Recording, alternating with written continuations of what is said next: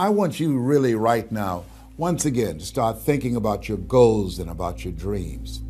And as you begin to envision them, one of the things that I think that's very important that we have to always go back to, as you look at your goals and dreams, and I want you to expand them, and it's very important to realize that I found that most people fail in life, not because they aim too high and miss.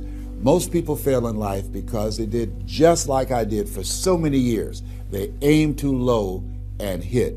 They didn't believe in themselves. So I want you right now, as we begin to think about the lessons and all the things that you've experienced and all of the comments and stories and strategies and lessons that you've had, I think it's time to revisit and look at your goals and dreams, and let's raise the bar. I remember as a kid, we would be in the backyard and we would play jump, and somebody would get on one side of the stick, my sister and then my brother, we would run and we'd jump over it. And then they say, raise it up a little bit higher. We have to back up and we would run and we'd jump over it again. And then we say, raise it up a little higher. And the higher it got, we had to begin to change our approach and how we're going to get over the bar. And that's the same thing in life. And so right now, I want you to think about your goals and dreams. As you begin to raise them a little higher, and I want you to say with me, it's possible. It's possible. You know, the easiest thing that I do is speak and train people how to speak. Go into prisons and juvenile detention centers and to high schools and colleges. Speak before thousands of people. I can do that in my sleep. Let me share with you the most difficult thing I've ever done in my life. And it took me years to do. And that was to believe that it was possible. To believe that I can do it. Given my circumstances, born in an abandoned building on a floor, being adopted, being labeled educable mentally retarded, failing twice in school, no college training, never worked for a major corporation. To believe that I had something of value to say, that somebody would want to listen to me, to believe that somebody would pay me to talk to them. Have you ever thought about something you wanted to do and you talk yourself out of it? I remember going to see Zig Ziglar, who I consider the #1 motivational speaker on the planet, and Dr. Norman Vincent Peale when he was alive, and Robert Schuller. I used to see them and I would be so pumped up and inspired after hearing Jim Rohn, who recently passed, one of the great motivational speakers of all time, and Charlie Tremendous Jones. And I would go to my car pumped up, saying, yes, yes, yes, I can. And then after a while, my mental conditioning would kick in. And I would say, Les Brown, you can't do that. You don't have a college education. Les Brown, you can't do that. You don't even know who your parents are. Les Brown, you can't do that. You failed twice in school. Come on. You ever thought about something you wanted to do and you talk yourself out of it? There's a proverb that says, if there's no enemy within, the enemy outside can do us no harm. That's why it's important that you make it a point every day to listen to Paul, to listen to me, to review these lessons, to get them deep, not only in the conscious mind, but the subconscious mind, and get them in your spirit. Well, how often should I do it? Do it until you are producing the results. That's how often you should do it. And you never stop, because once you stop, that's when those negative thoughts will come back. Once you stop, that's when you will begin to doubt yourself. Once you stop, I'm telling you what I know. Yes. Every day, it's a selling job on you. It's possible. I can do this. I can make this happen. No matter how bad it is or how bad it gets, I'm going to make it. It's possible. Yes, your dream is possible. Say that to yourself every day. Feed your mind with words that you write and words that you hear and words that you speak to yourself. Feed your faith, and your doubts will starve to death. Say to yourself, it's possible. It's possible. It's possible. Even when you have no evidence to point to, say to yourself, it's possible. There's nothing as powerful as a made-up mind. It's a struggle sometimes to do that, especially when you have people around you telling you that it's not possible, that you can't do it. And they're constantly pointing out your failures of the past, constantly reminding you of all of the things that you don't have going for you. I'm reminded of a story of two little boys that were playing on some ice during the winter. And as they got further out on this ice, one fell through the thin ice. And so the little fellow that was still on top of the ice, he was trying to save his little buddy.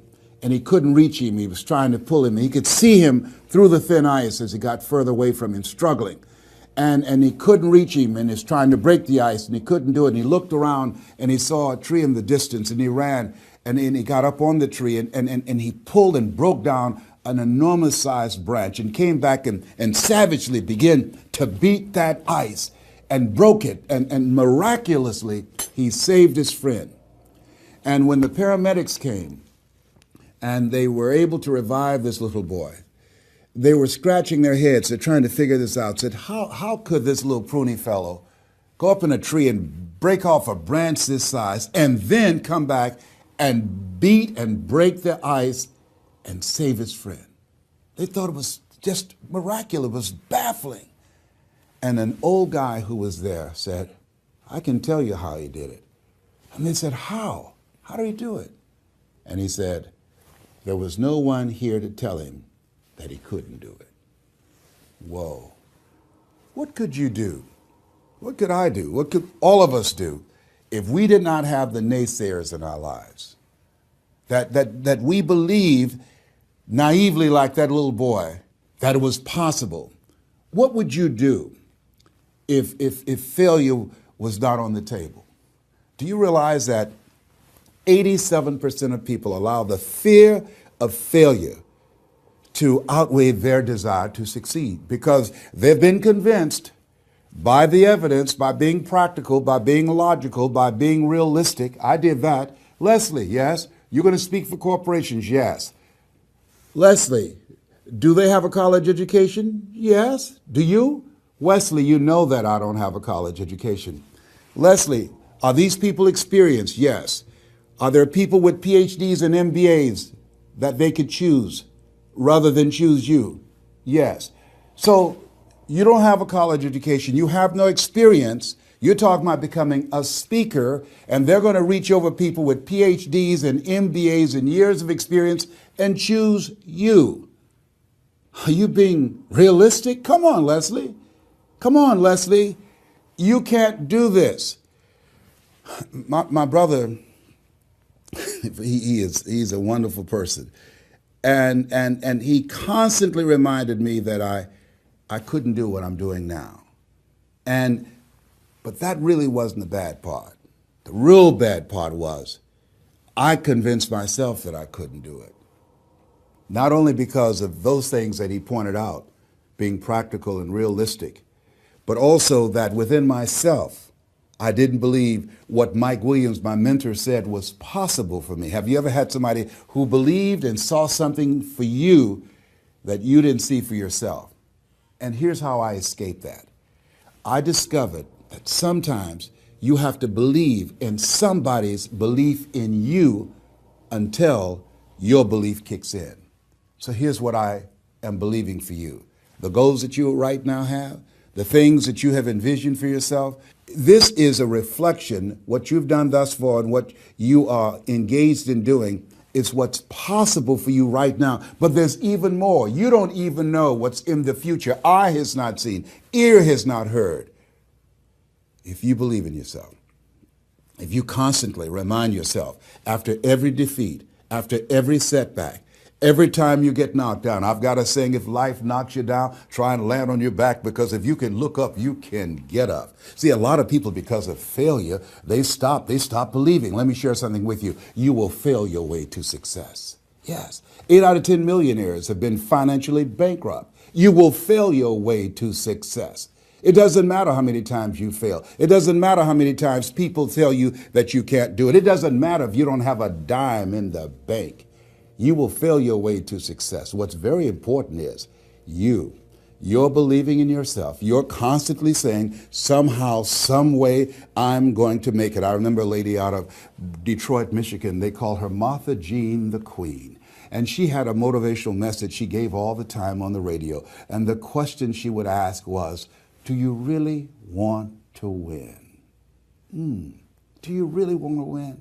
And she said, if you really want to win in life, you've got to believe in yourself when no one else does. You've got to believe in yourself. See, it's easy to believe in yourself and to have faith if you have a good bill of health, if your relationship is working out fine, if you have money in the bank, if you have a secure job, if your mortgage note is paid current, if the children are acting like they have good sense. It's easy. If you go to a doctor, they say, oh, you're doing real good. I'll see you next year. It's easy to have faith then. Let me tell you when it's really tough to have faith. When you lose your job, when you lose your retirement, when you go to the doctor and they look at you and say, you have cancer. Cancer is the most feared word in 7 different languages. That's when it's tough to have faith then. And that's when you need to call on your faith then. They said faith is the oil that takes the friction out of living. That's when you need to believe in yourself then and judge not according to appearances and say to yourself, it's possible. It's possible. I can make it. It's possible.